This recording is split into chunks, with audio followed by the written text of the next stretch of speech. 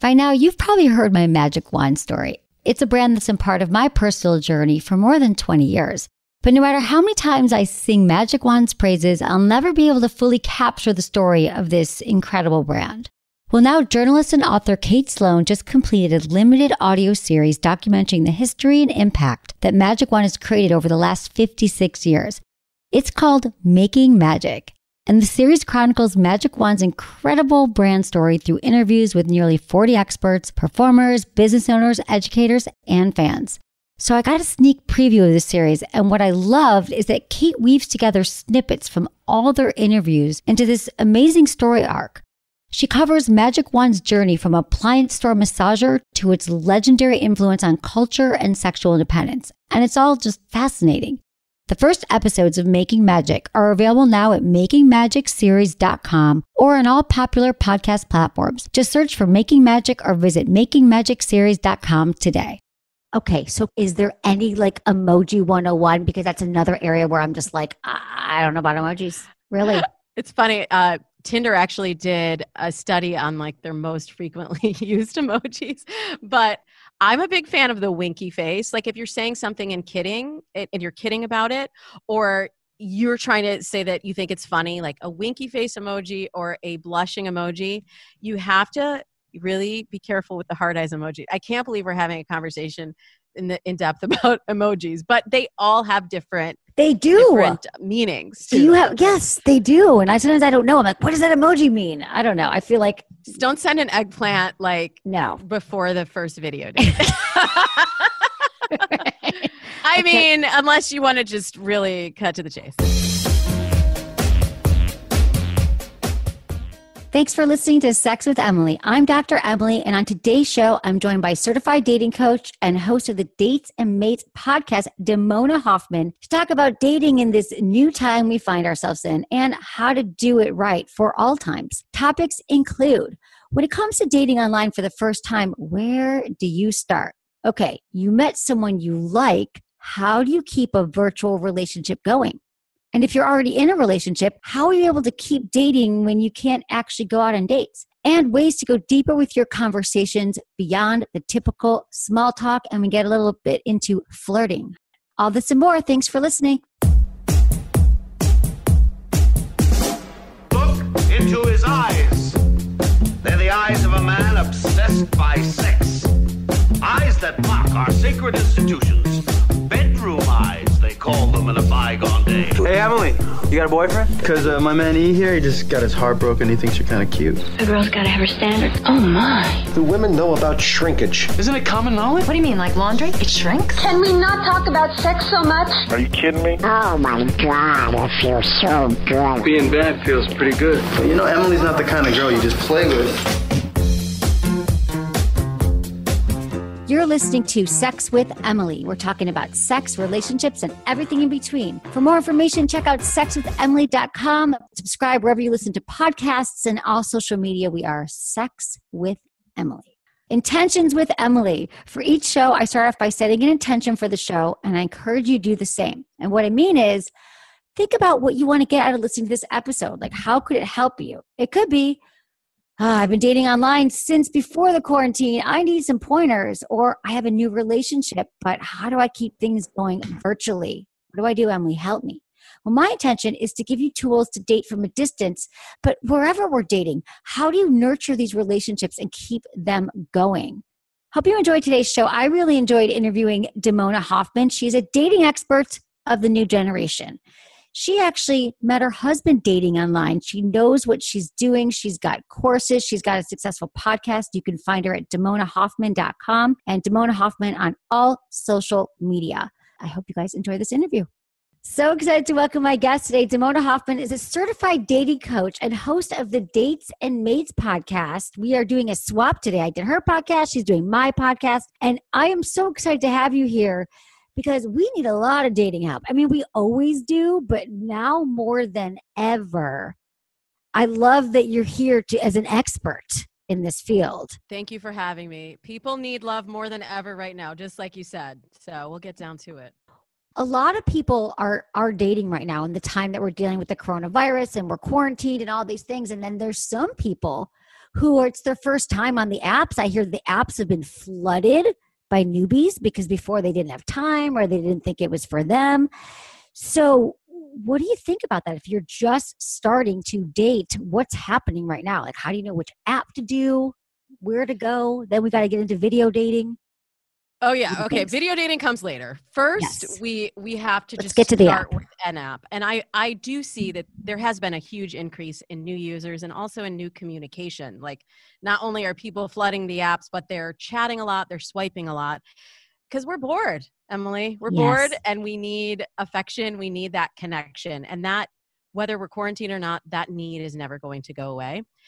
But now, like you said, there are a lot of new people that don't know how each app functions or how to move through the phases of communication to actually get on the date. And I just have to say, just like off the bat, we cannot be going on face-to-face dates. I'm hearing this, Emily, and I'm not cool with this. If people are going face-to-face right now? Stay home. Yes. If your state is saying stay home, even if you've been on like 2 cute little video dates with somebody, this is not the time to start running over to their house and playing Romeo and Juliet. Please do not do that. But what I love about this time, and my hunch is that I love things are slowing down a little bit. And then we got to get to know somebody. We got to put a pause in it. Let's say they've decided they're not going to go on a date, but they're not going to actually meet in person. But what do they do now with the apps? I don't know. Do we get messaging? What's a great way to message right now? Because if you're doing it, I'm assuming you're doing all the like, hey, you're not really doing the things that you're supposed to be doing on apps. Yeah, don't One do word that, answer. Hey, you up? Yeah. You up? Yeah, they're up. They're home. Well, I want to just like first just slow down like the process of dating. And I agree with you, Emily, that this is going to ultimately be very good for dating and for online dating. I've been coaching singles on online dating for 15 years. Wow. So like way back, old school. When I started online dating, I had to actually go to Kinko's, not even FedEx Kinko's. Kinko's. I hear it. Scan a photo. So the barrier for entry was high. Yeah. And everyone who was there wanted to really be there and make a connection. Now it's so easy to begin a profile. You can just pick a couple pictures, integrate it with your Facebook or Instagram, and you're online. Okay. And so one thing I've been trying to get people to do is slow down, like you were saying, and really take the time to do it mindfully. And it wasn't happening with me just saying it on the Dates of AIDS podcast, but now we are being forced to slow down. But one thing that I have people do before they even start thinking about dating is to get really clear on their mindset. What are they looking for? And what you want right now might not be what you wanted a month ago. But if you have clarity, then you can stop yourself from just time wasting. Because even in quarantine times, you can be on these apps for a while and have nothing to show for it a month or two from now. Okay. So getting clear on mindset.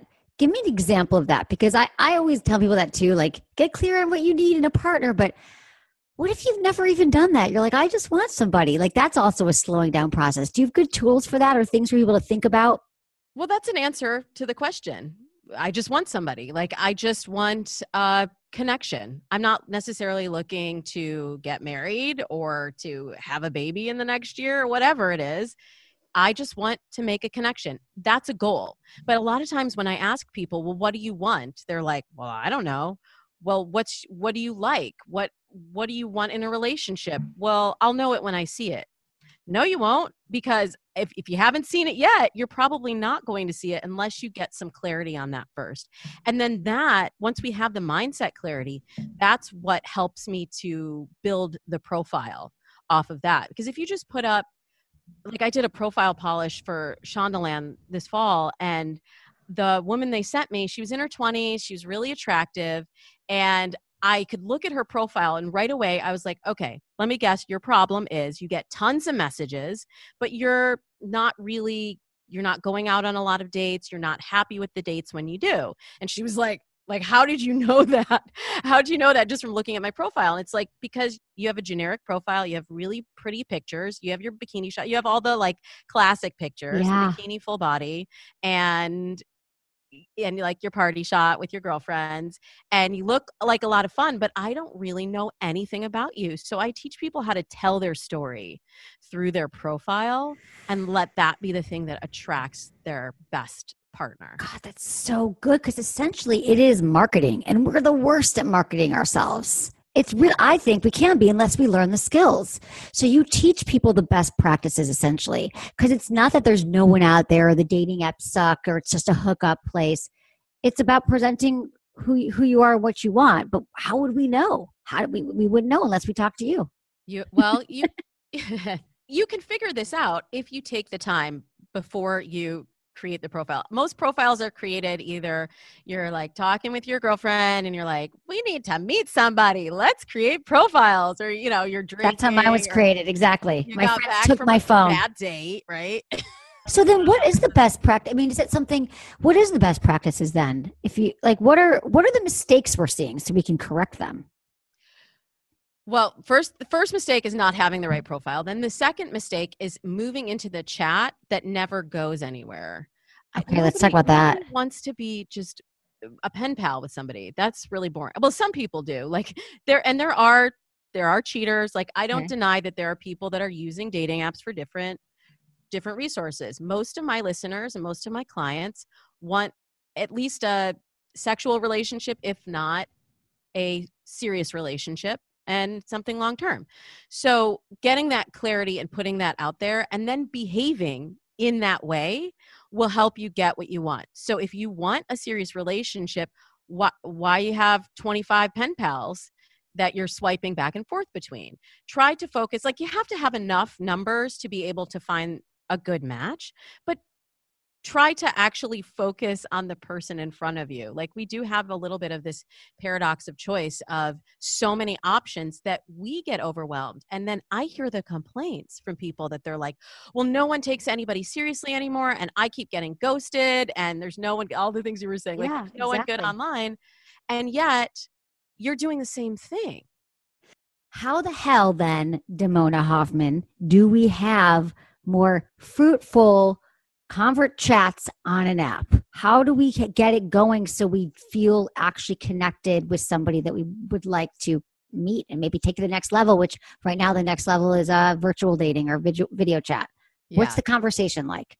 The chat is really important. And a while ago I did a training on the texting trap, I call it. Like people would get stuck in this phase and not move offline and move on to the real date. And of course, now we're talking about the real date is the video date, but these are skills. Like what I do is help people develop skills. I'm not a matchmaker. I want to teach you how to fish so that you can repeat it and do it anytime for yourself. Teach me. I haven't done the app in so long because I don't enjoy texting. Yes. And you shouldn't actually, because texting in the early phase of the relationship is really for information and not conversation. Okay. And that's one of the next biggest mistake that people make. They think that you can filter and get to know someone over text, and you really can't. People have time to think of their witty, quippy responses. And then when they're face to face and they see your beautiful face, Emily, then they're all intimidated and they don't know what to say. You're like, why is this guy not as clever as he seemed when he was in the chat, right? So we want to keep that period short and sweet, and then move into now the video date as quickly as possible.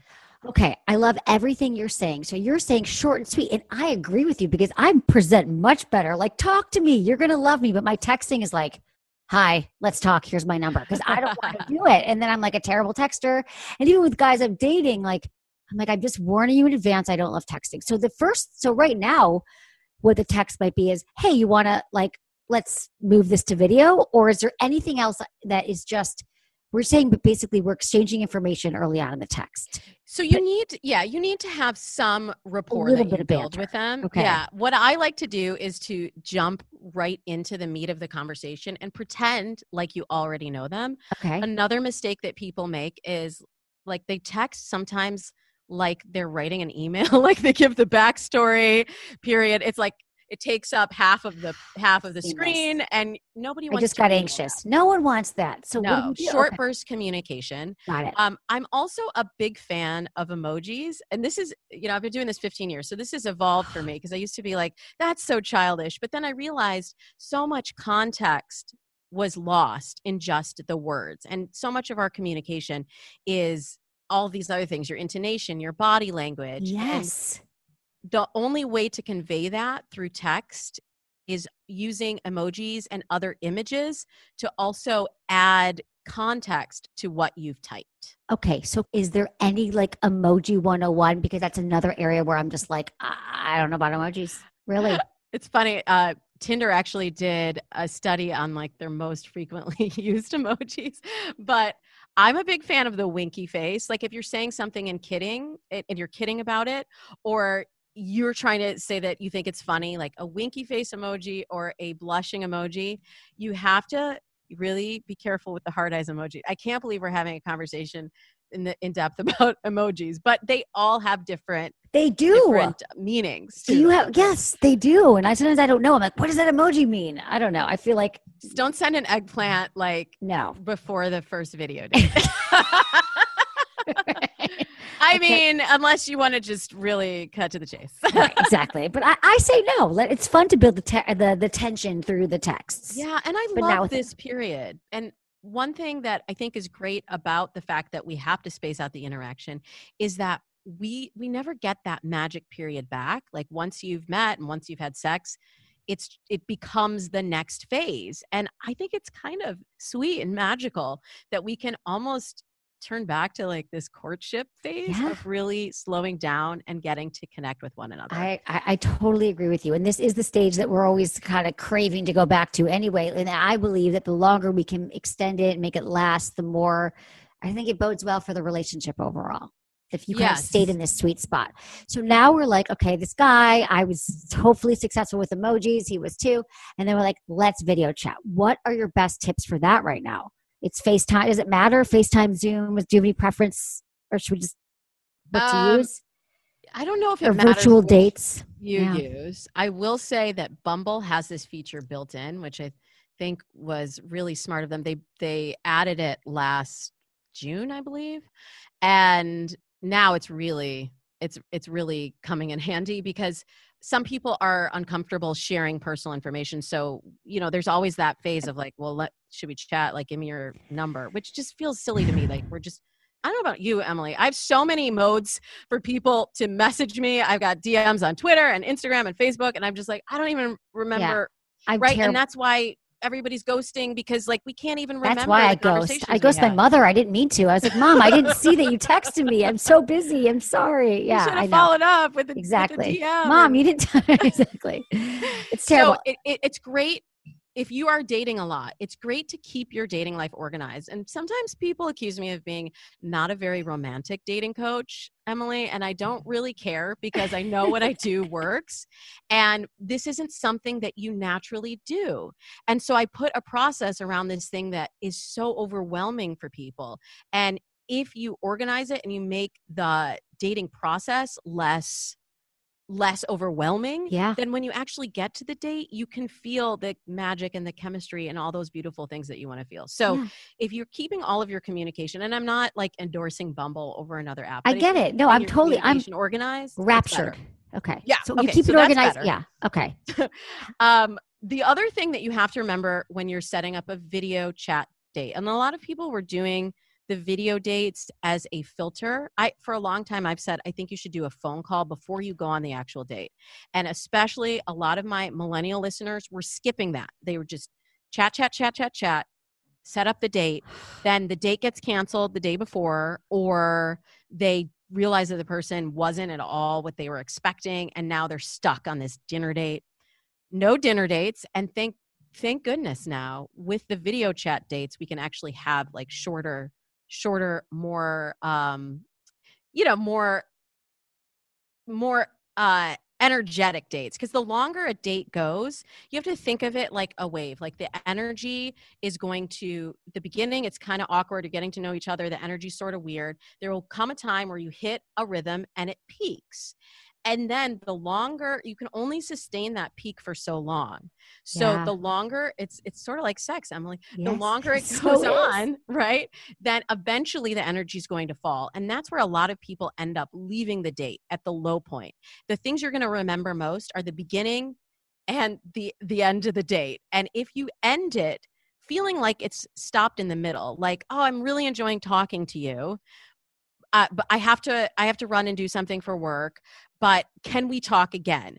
And even if you are so desperate to talk to this person again, if you leave them wanting more, you have a much better chance that they're going to call again and want to see you one more time. I love this. They always say, like, leave the party when you're having a good time. Like, that's the best. Exactly it's the same thing. Okay, so then you're like, peace out. Like, this was a great video chat, and like, let's come back later. I hear what you're saying. I've been telling everyone, my listeners, I'm like, do a video. I was saying, do a FaceTime date first, because you keep hearing all these stories. And I haven't dated, like, I've been dating some people. I don't do, but I'm joking about me, although maybe it is time for me to go online.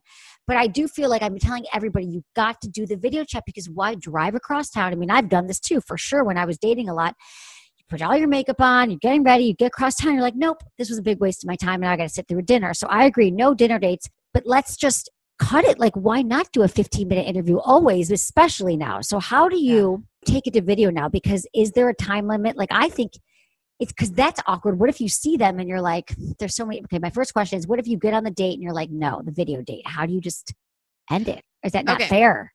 So, and I'll be honest, this part, because the quarantine is still pretty new, I'm still testing this out and figuring this out for my clients. Traditionally, I would say the video chat or the phone pre-date should be, like you said, about 15 minutes, 20 tops. It's just the checkout. Like, is this going to work? Okay, yes, we can move on to the next date. So what I'm having people do now is more like 30-minute video date being the first date.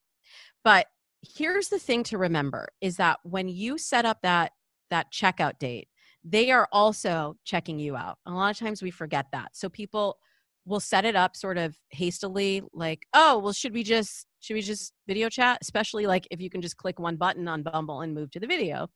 They just do it, whatever they're wearing, wherever they are. And the next thing you know, you're on that date. And you've heard this before, you don't get a second chance to make a first impression. So you have to remember that they're looking at you and saying like, oh, she doesn't really look like her profile either. So I like to have people set up that first date like it's a date. And I do this even if the next phase is a call. Yeah, okay. Like have a plan. What do we do? Okay, so how do we set up that date? So we say, do you want to chat, or do you want to talk on the phone, or do you want to do a video date? And set a time for it. So it's not just like, yeah, call me sometime tonight. Set yourself up for success and put yourself in the right mindset. The other thing that I really like, if it's going to be a full video date and not just a checkout, but a full video date is dreadful if you don't know one another and you're trying to connect for the first time over video. You don't have like the physical intimacy. You can't really look that person in the eye, and you don't know anything about them. So you're sitting there trying to make a connection for the first time. It's very intimidating. Yeah. You can cut the edge off of it a little bit by planning an activity. So what I like to do is have like we can have a sip and paint night tomorrow. Are you up for that? Or do you want to play trivia with me? So it's something else that's going on. And this is a great tip, even for offline dating once you're meeting face to face. If you have an activity, there's something that you can refer to. There's something that you can go back to if you get to a point where there's a lull in the conversation. Oh, I love this. There's a plan, because otherwise you're like, so where'd you grow up? How's your quarantine going? Like, you have the same day, like every other day. Yeah. I like this. Now, is there any like tips just for like, well, I guess just everyone knows now, like how you got to look good, have a camera, check your angles first and lighting and all that stuff. I think that's important. Yes. So you have these virtual dates, and then yeah, I feel like, what about couples or people who are quarantining apart, let's say, and they have been separated and they're like, okay, I'm bored. I feel like I've been hearing from people, they're like, I don't know if this relationship's working. I don't want to talk every day. I've also been saying, like, have a game, do something different, go a little bit deeper in your relationship, ask questions, maybe talk about your sex life. Do you have any tips for that? Or have you heard, or maybe lessen it, have fewer chats? Like you don't need to talk every day. Yeah, you have to communicate with your partner. I mean, that's at the core of any great relationship. And we're all dealing with a lot right now. So anyone who really cares about you wouldn't fault you if you're just like, I have a lot on my plate. It would be great if we could talk tomorrow. They don't, you know, if you don't express it, then you're going to build up resentment. And that's really not going to be helpful in the relationship. So let them make a plan, let them know what the plan is, but then reiterate that you love talking with them and you're just dealing with a lot with quarantine, family, whatever it is. And I think your idea, Emily, is great. Even if you're further into the relationship, yes, have an activity that you're doing. Have something else that you can reference. Like, when I was younger, like we used to watch TV and we call each other and like just watch the show and then talk about it as we're watching the show. You could do that. There's so many activities that you could do. You could do a lot of like 20 questions. There's even like this 36 questions that lead to love where they had two strangers. Yeah. Two strangers ask the question. And I actually did a TV series where they had couples ask the questions because we thought if it brings strangers closer together, just imagine what would happen if we had people who were already in a relationship. Did it work? How'd it go with the people? I haven't literally at liberty to tell you. No, but you already did it. You already have it. Yeah, we already did it. It's called A Question of Love. Actually, it's on like Amazon, Apple, wherever. Okay, go check out Damona Hoffman. All right. but having those intimate conversations, like this is a great time, and also the fact that we're doing it over video. A lot of times, people get really intimidated by having those deeper conversations face to face. Right. So it could actually be a little easier to do it over video. Yeah, I think the other thing that I love for people to do in between dates, like if you're newer to dating one another, call back previous times you spent together or memories that you shared or things that you have in common. So like, let's say you were at a concert together a few months ago. If you maybe send them a song and like text the song to them or a gif of that artist or a joke that you have in common from a TV show that you've watched together, and having that nostalgia and the connection really can build the intimacy when you're just using digital tools. I love this. I love the nostalgia element. I love the because, oh yeah, this is how it's like a reminder of our love, our connection, of our intimacy. And especially through text, I love the idea of peppering it in with a song, a picture of something that reminds you of your memory. We are surrounded with those things as well. A snapshot of your first texts or things that you remember. Yeah, I love all of that. It's like mixed media. And anybody can learn to do that. Like my dad's sending gifts now. So if my dad can do it. Exactly. You guys can do it. Right? No, I think that's so important. I mean, no, absolutely. Right? I know. Same with my mom every day, different emojis and stuff. It's very impressive. We're very adaptable. We can learn so much. We're going to take a quick break and we come back more with Damona Hoffman. And thanks everyone for supporting our sponsors.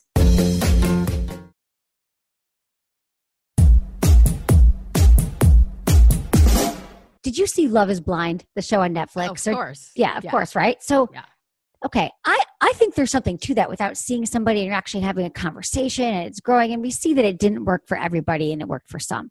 Now, what about this video chat? We're actually seeing them now and we're talking, but we're not touching. So how much do you think that if you're just like in a hot and heavy, you just started doing video chatting a month ago, but I've heard this from everybody. Do you think that this is a more reliable indicator that a relationship could go than just hearing their voice? Like, do you think this could be real? Like we could feel all this connection and then we meet somebody and it could be more of a game on, or could it be like, oh, I didn't realize how you smelled or how you actually felt? Like, what do you think? How real is this love lust that we're feeling? I'm going to give you an answer and then I'm going to follow it up with a question for you. I would say it's yet to be seen, but I think we'll probably have about the same odds as Love is Blind. I think it can build connection, but ultimately this happens all the time with my clients that once they meet in person and they've moved offline, they've that person has competed against the fantasy version of them. I mean, I'll be honest, this even happened to me when I met my husband. I had met my husband online more than 15 years ago. And I had this idea of who he was in my head based on his photo. And there's so much information. You have to keep in mind when you post a photo, your whole life story is being told, like what's in the background, what are you wearing? And I just had this idea of him as sort of this roguish, like rugged, I don't know, artist kind of guy. And he is an artist, but he's like nice guy, reliable. And I was doing a dating plan. I made a plan for myself before I met him called Operation Date Nice Guys. I called it Operation DNG for sure. I'm not even exaggerating. And the first thing I thought when I saw him was like, oh, he seems like such a nice guy. And I had to remind myself I was doing Operation Date Nice Guys. And there was this moment of dissonance between the person I thought I was going to meet and who was sitting there in front of me.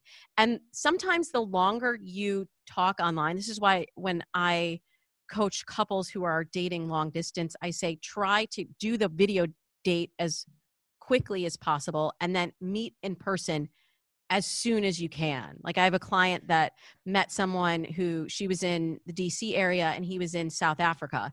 And she said, I'm going to go to South Africa. And they'd been talking for like 6 weeks. And her family was like, you're crazy. Like you're going to South Africa with this guy that you've never met. And I was like, no, you're doing the right thing because you have to see if it's really real.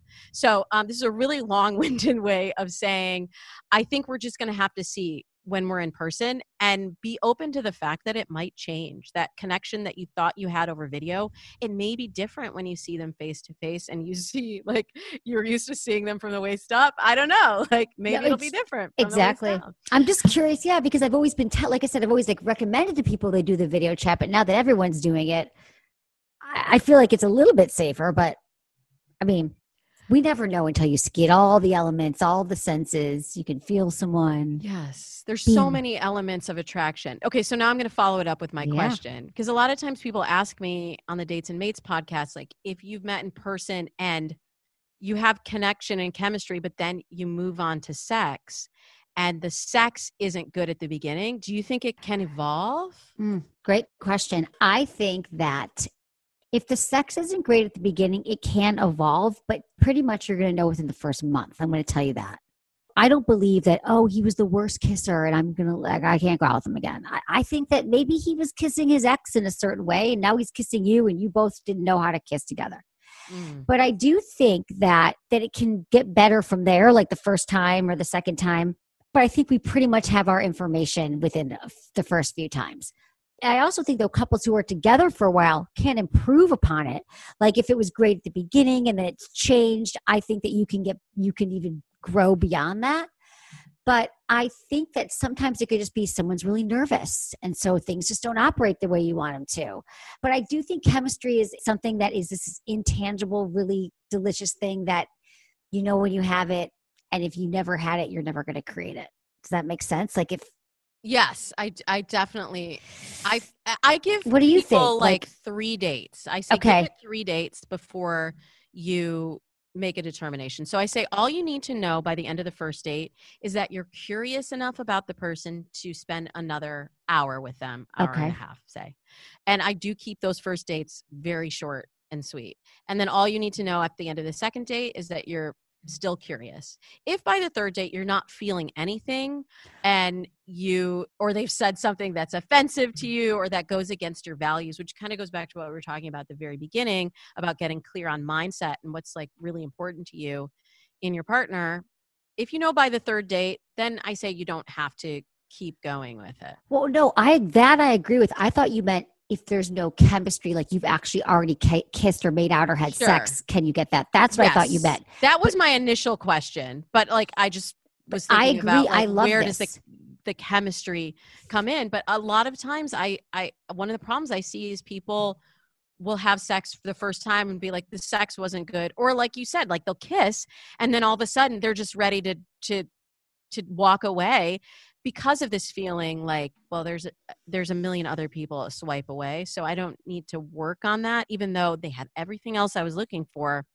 that chemistry or that sexual, like Right. I wasn't sexually satisfied the first time. Right. Exactly. Yes, I think we're saying the same thing. And I do love Staying in a your little idea bit. of the three, that the third date you should know. I think you should know by a third date for sure. And I think in the past, what I've done, and I hear this from other people too, like I think I feel that women do it more than men, but I talked myself into somebody before. I've been like, oh, they could be great. And then like a few months go by and I'm like, you knew that on the third date. So I do think that's a pretty Yeah, good that's true. time, right? Do you find that women do that more so? We were kind of like, oh, but he's good on paper and I could go out with him for a bit longer. Maybe it'll grow. Do you find that? That's probably why you had to set the rule.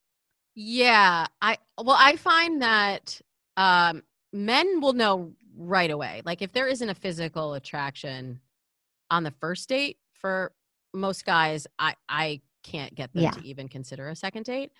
For women, I do feel like you can grow into feeling something for someone.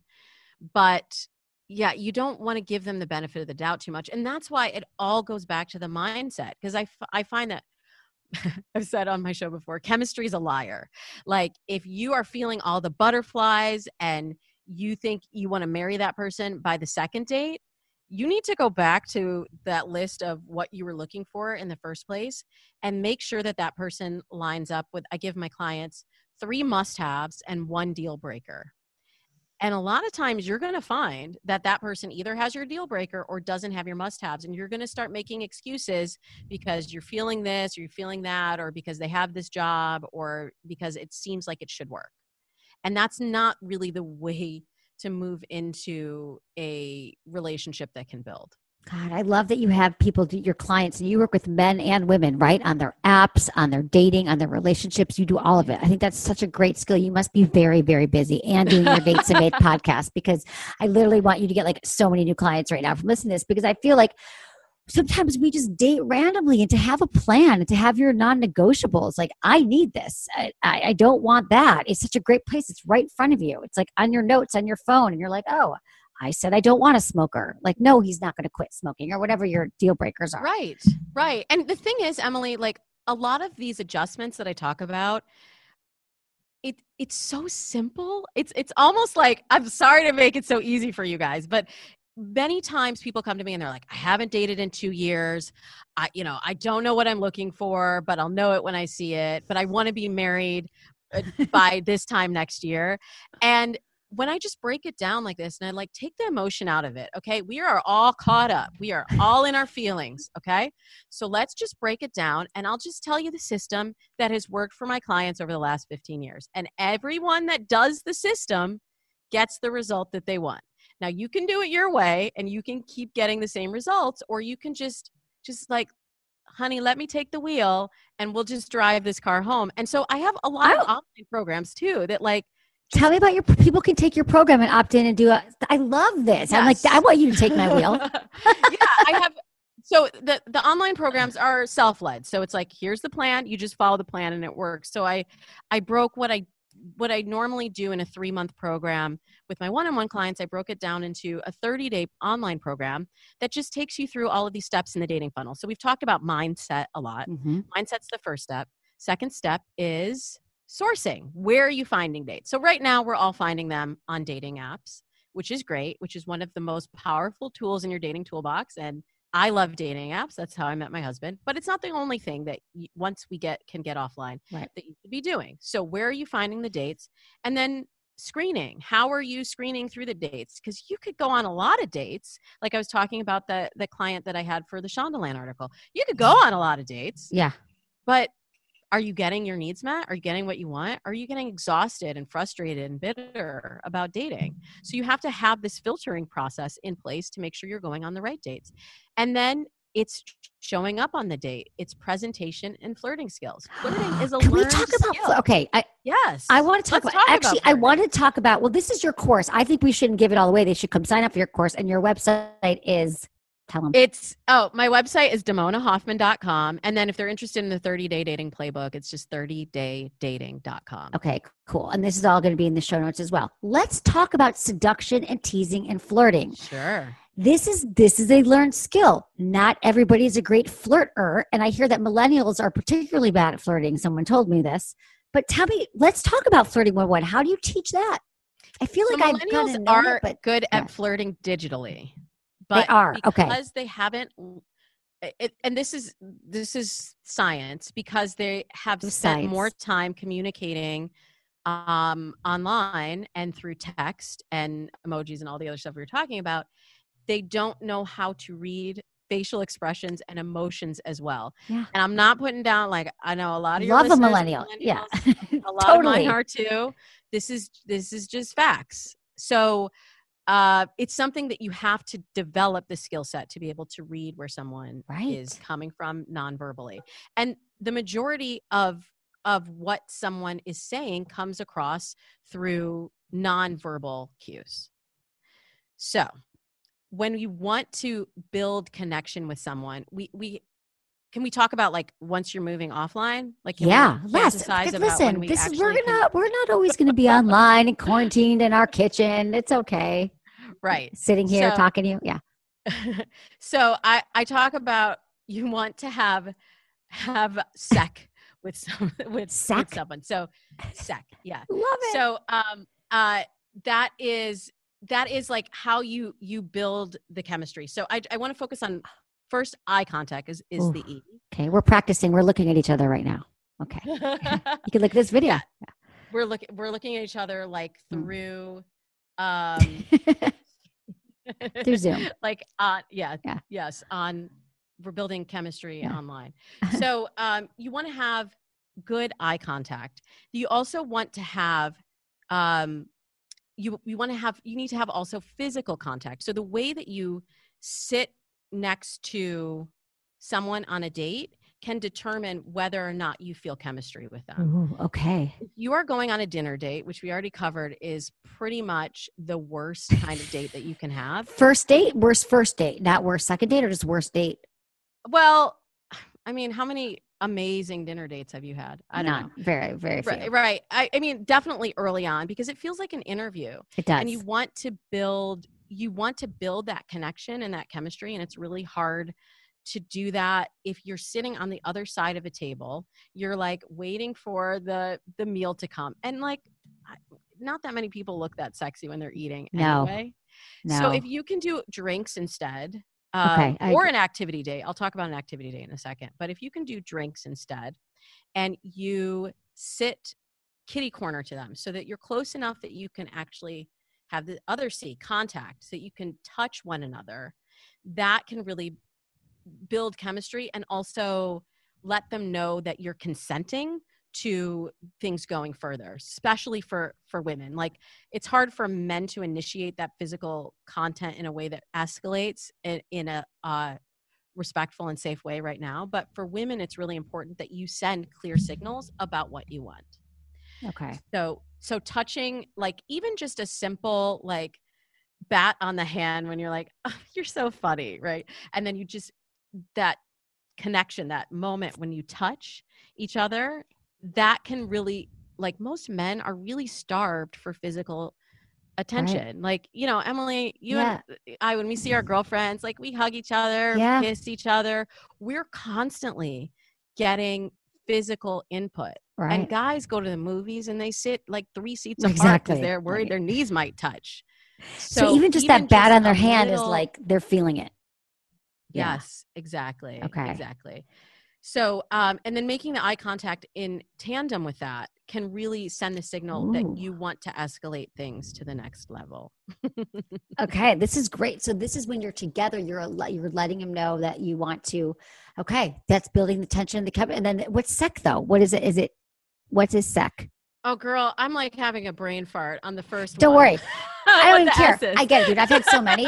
But I have like quarantine brain. I know you. Same. Okay, wait. So but now that we're talking about flirting, now I guess we're doing it out. We talked about the texting. I don't even want to get at texting flirting because I just think flirting is important to show that it's definitely the nonverbal things. I think that's such a great reminder to people when they're like, I can't tell if he likes me and I liked him and why has he tried to kiss me? And it's like, well, maybe you haven't let it be known yet. And that might come from a touch or from a eye contact. And now you're making me realize, though, I'm super touchy, and I feel like men always have thought historically that I was into them or that I wanted something from them. But literally, I'm like, shut up! I'm pushing them. I'm physical, and I never really thought. I mean, I always been called flirty, but I never really placed it to the fact that I'm very touchy. I make eye contact. I'm very like friendly. I remember the first one. The S is for smiling. Letting the person know. I was like, it's so simple. I told you, quarantine brain. Letting the person know that you're enjoying being with them. Like so many times, chemistry is built just from letting that person know that they're wanted, right? Like when you feel like, oh, that person likes me, you're like, well, now I like them and I want to be with them even more. So, smiling, eye contact, and then making physical contact by touching them can really like bond you two on that first date. But yeah, Emily, you gotta be careful because your touch is powerful. I know it is. Now I'm realizing that I have built it up, and it doesn't even have to be like touching in an erogenous zone. Just touching like on the shoulder or on the hand is an escalation. Mm-hmm. That's good to know. Okay, so Damona, let's just say this: you're in a relation. You're married for 13 years, 15 years you're with your husband? Very married. I always forget, honestly. You're very married. Don't tell my husband. Let's talk about how you have kept it just right now during the quarantine. It might just be helpful to know, like, how have you guys kept it interesting, connected, and communicated well during this time? You've kids, right, as well? We have 2 kids. And honestly, between my work and the kids' school, a lot of our communication is just like, how do we do this? But we have a check-in every night where I just say, how was today for you? And we can just really talk about how we're feeling. The thing with, I have a nice sensitive man because I did Operation Date Nice Guys, who's not afraid of feelings. My feelings are his feelings, but you got to let them out. And I know a lot of your listeners are men that may be feeling like it's not safe for them to share, or that it's not manly for them to share how they're feeling. And that's the only way that you can really break through in a relationship, is for everybody to say really what's going on. The other thing that we do for years, we have always had a weekly date. And that is really important now, even during the quarantine, to continue to do. And so like, I just made like my quarantine date with him for this week. And even though we can't go out, there's so many things that we can still What are you going to do? Home. What are you going to do this time? We don't know yet. We don't know yet. We did trivia night before.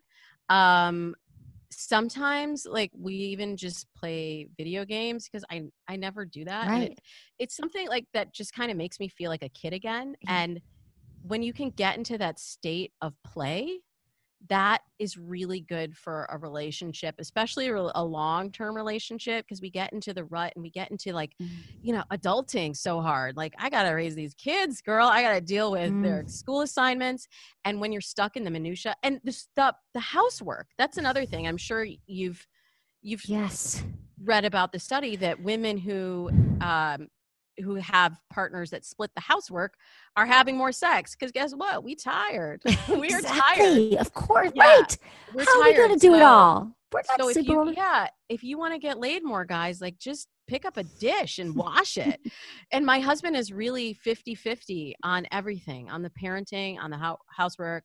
Honestly, I'm working more right now, so it's more like 70-30. Yeah. But that's the thing, like, if you feel like you're giving more to the relationship and your partner feels like they're giving more, then you're both winning. Like you should both feel like you're the lucky one. Exactly. I've always heard that is so true. I think that you both have to feel like you got the better end of the deal, right? So which it's a great way to say it. Oh, Damona, I love everything. And I love Operation Nice Guy. Well, you're going to have to come back. I think everybody would love to know about how to create a dating plan, Operation Nice Guy. Look, and he is a nice guy.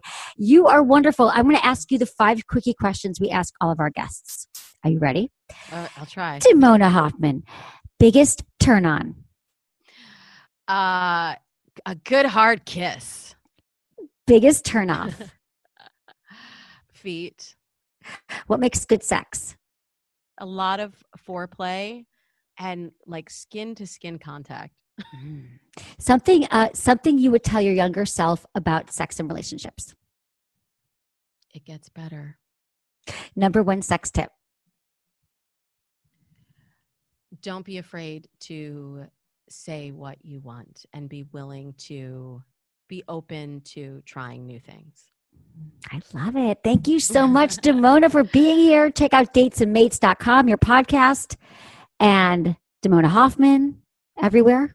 Pretty much, right? I'm on all the socials at Damona Hoffman. I love the DMs. I love answering questions, which we do every week on Dates and Mates. And I am such a fan of the show, Emily. So thank you for paving the way for other podcasters like me and being an inspiration. Oh, it's my pleasure. Thank you for being on the show. I so appreciate it. It's a great chat. Thanks. Sexwithemily.com/SXM. Rate us and review us wherever you listen to the show on whatever podcast platform. It definitely helps us. We're releasing 3 shows a week. Our store is still open on our website if you want to buy some toys and some things to keep your own sex life going with yourself or with a partner. Check that out. And thank you, everybody, for supporting the show and my amazing team for all your hard work all the time. Ken, Kristen, Elisa, Brian, Robin, producer Jamie, and Michael. Was it good for you? Email me, feedback@sexwithemily.com.